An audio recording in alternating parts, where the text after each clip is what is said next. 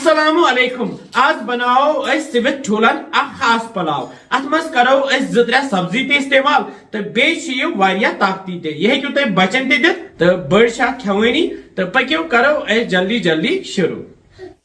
मे बानस मज थोमुत 200 ग्राम जग बासमत वजन बापत यह छोल मे तो वन थो अड़िस घंटस वजन मे जोल गैसस पे थो मे कढ़ाई मज त्रा बह यह ओड क्रोंड फल तेल गरम गसित त्रा बह यथ मज यह ओड निकरत गंड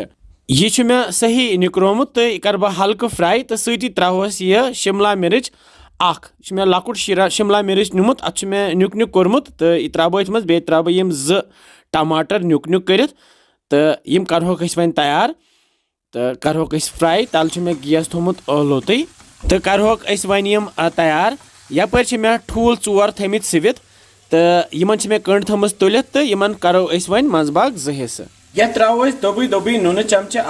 बे त्रोस मर्चवंगन चमचे ओड बे त्रे मे मर्च फल 2-4 तो बे त्रो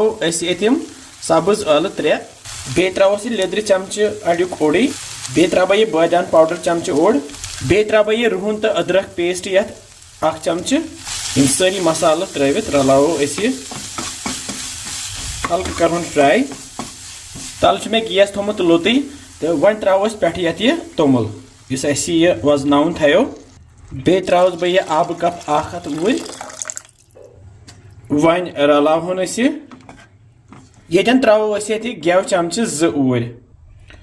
बहुत करान वर्का गेव इस्तेमाल तुम हेकू कह गेव इस्तेमाल कर ताकती तो मजेदार त रलावो गेव तो ये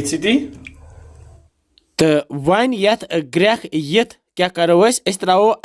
अम ठूल ये मज ग्रोकन थोस हर कुन तो थो पेट कुन वो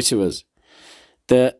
ये त्रो वन थोड़ा सा दानवल त्रित थो पे वन डखन तल मे गैस थोमुत लोतई तो करहन वन तैयार 10-20 मिनट गसित तुल बह ठंड थोद तो सोन